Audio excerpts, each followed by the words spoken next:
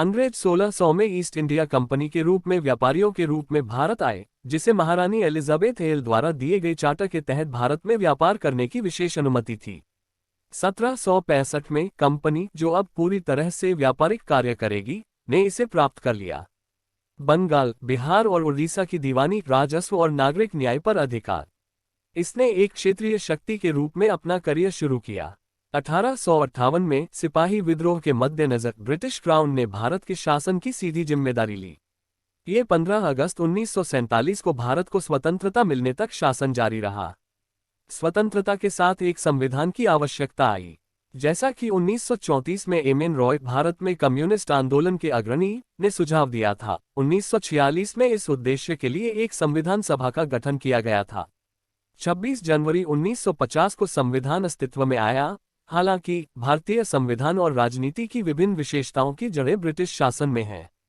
British शासन में कुछ ऐसी घटनाएं हुई जिन्होंने सरकार के संगठन और कामकाज के लिए कानूनी ढांचा तैयार किया।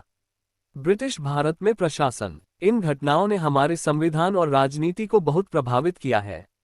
उन्हें यहाँ कालानुक्रमिक क्रम में समझाया गया है। कंपनी नियम 1773, 1858, 1773 का रेगुलेटिंग एक्ट। इस अधिनियम का अत्यधिक संवैधानिक महत्व है। ब्रिटिश सरकार द्वारा उठाया गया पहला कदम था भारत में ईस्ट इंडिया कंपनी के मामलों को नियंत्रित और विनियमित करना। इसने पहली बार कंपनी के राजनीतिक और प्रशासनिक कार्यों को मान्यता दी। और इसने भारत में केंद्रीय प्रशासन की नींव रखी। अधिनियम की विशेषताएं। 1. इसने बंगाल के गवर्नर को बंगाल के गवर्नर जनरल के रूप में नामित किया और उनकी सहायता के लिए 4 सदस्यों की एक कार्यकारी परिषद बनाई। ऐसे पहले governor general Lord Warren Hastings थे। 2. इसने बंबई और मद्रास प्रेसिडेंसी के गवर्नरों को बंगाल के गवर्नर जनरल के अधीन कर दिया, पहले के विपरीत, जब 3 प्रेसिडेंसी एक दूसरे से स्वतंत्र थीं। 3. इसने कलकत्ता 1774 में एक सर्वोच्च न्यायालय की स्थापना का प्रावधान किया, जिसमें एक मुख्य न्यायाधीश और 3 अन्य न्यायाधीश शामिल थे। 4. इसने कंपनी के नौकरों को किसी भी निजी व्यापार में शामिल होने या मूल निवासियों से उपहार या रिश्वत स्वीकार करने से रोक दिया।